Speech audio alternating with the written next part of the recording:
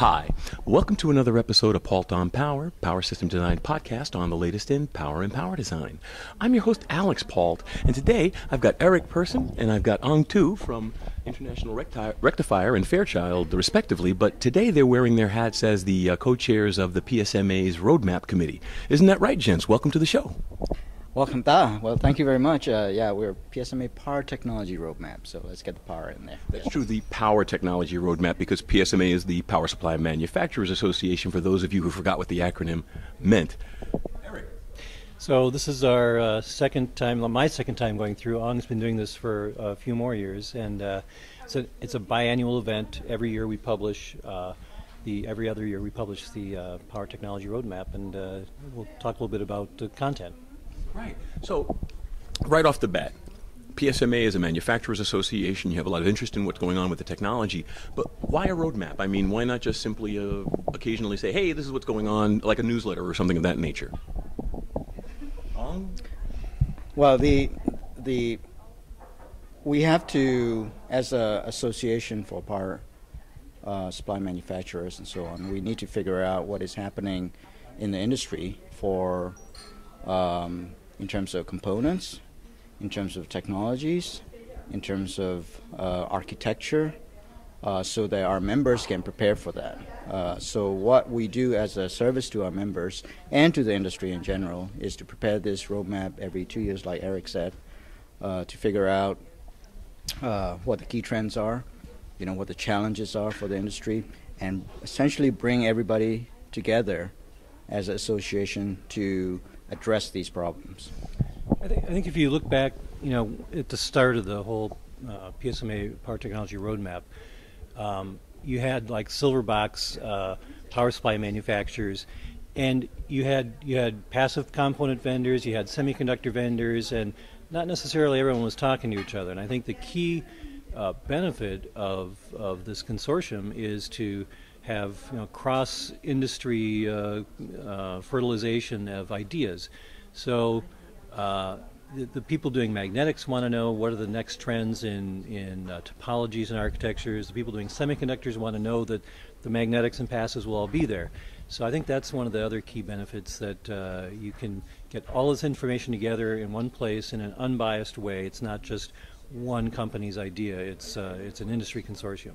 And that makes an excellent point, Eric, because it's too easy sometimes when people predict technology to kind of lean towards their own, whereas if it's a consortium, then it tends to even out the... Throughout the hidden agendas, right? Exactly. What part of the cycle are we in now? It's a 2-year cycle. Where are we? So we finished, the last roadmap was 2013 roadmap, and so the next one we're working on in 2015. And what that means is 2015, by February, we'll have a new report ready. And that means we have to work in 2014 to get the report done. So we're in the beginning of getting all our summer webinars going, where we invite speakers to talk on these various topics and see what the challenges are. And we will pre-select and invite these speakers to address those topics. I mean, one of the examples that we've talked about the industry is facing is a good cross-pollination that Eric talked about, is like the wide bandgap devices are going fast frequency, right, and fast switching, but how are the magnetics and other passive components keeping up? So we have to address that, and so that's what we will do, as well as new architectures and so on. So that's what we're doing. So now you get all of these presentations and you have everybody talk. What, do you lock everybody into a room and then they fight it out or something and debate? I mean, how do you get the actual report itself? Yeah, it's a smackdown. Huh? No, so we start with the webinars, right? And it's a 1 hour time slot. It's like every Thursday or whatever the time slot is. And we allow each presenter to give their view on the topic, and then there's a Q&A period at the end of that. So so that's the beginning. Then we also have industry experts that will take summary from their perspective and kind of write the editorial at the beginning of the section. We have survey tables from online surveys. I'm sure I'm missing a few here, but there's a number of sources. The difficult part, of course, is the final editing, where you take all this, put it together into one 600-page tome. Yeah, last report was 600 pages. That's right. So, But it's not just editing; it's collation and analysis, and there's a lot of moving parts in that. that's right.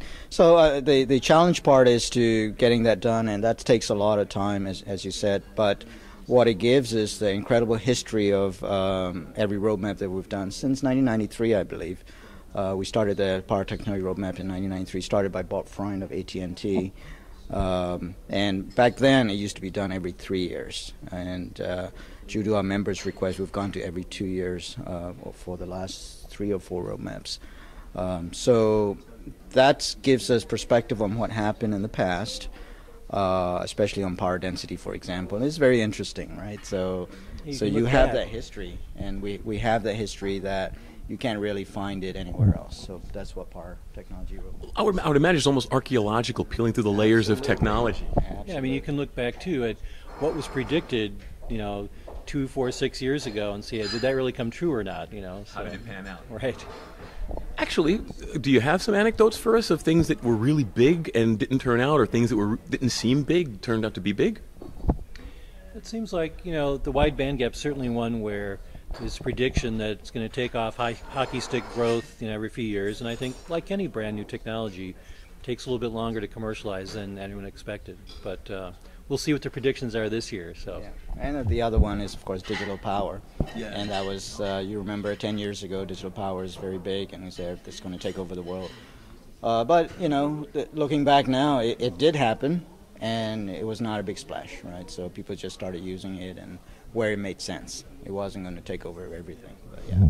But that makes a lot of sense as well, so it became pervasive. Right. Yeah, in hindsight, it made a lot of sense, yeah. But then we occasionally forget these are engineers that are involved, right? So they're going to be very pragmatic in their decisions. They're not, one of the things I'm famous, one of my favorite things to say is consumers buy from want, businesses buy from need. And you can't make a business want a semiconductor in blue with racing stripes or something like that. It's actually got to perform and do what they require. You can't break the laws of physics involved, and that comes up a lot when you go to a session like this at PCIM, and people ask, which is going to win, silicon carbide or GaN? And really, it's not up to us to decide. The market decides, and all we can do is provide the products and make sure that we educate the users, and that's why we come to these sessions like this PCIM. But in the roadmap, again, you're going to get different perspectives in the seminars. We try to balance them out exactly by not just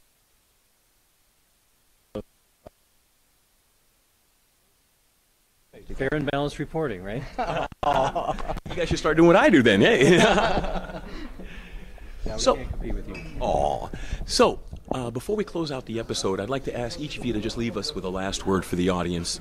Something, a tip, or even an insight, just something about what you'd like to see, what you're expecting to see, maybe something along. Just to leave our audience with something. Well, PSMA is a purely voluntary organization, right? So Eric is International Rectifier. I'm with Fairchild. I used to be with TI, I'm sorry. So we all work together and try to serve the industry. And it's something that we want to give back to the industry as well. So we welcome other people wanting to join to help us with the roadmap. We would, I think, many things that we say is that whatever effort you put in, you get actually more. You get back more from it. So if you're interested in contributing in any fashion, please contact us. Excellent. And you, Eric? Yeah, I think I'll exactly second what Ong said. You definitely you get to know all your colleagues. This is a small industry, right? And the effort you put in doing research, it benefits you and your company, and it helps grow the industry as a whole. So I think it's a worthwhile organization, and it's a worthwhile effort to volunteer and become part of the whole roadmap process. I agree wholeheartedly. I've always maintained that Power is one of the few true fraternities within the electronics industry, and it's a strong group and a strong fellowship, partly because of efforts of guys like you. I've known you both for over a decade, and you've been tirelessly working. So I'm just going to tiring, but But I really do want to thank you, gentlemen, also, especially during a busy show, for taking the time to be here with us. Alex, thank you very much. Yes. Yep, my pleasure. And I'd like to thank everybody out there in the audience for taking the time to be with us. We wouldn't be here without you. Tell your friends. This is Alex Paultre for Paultre on Power. Have a great day.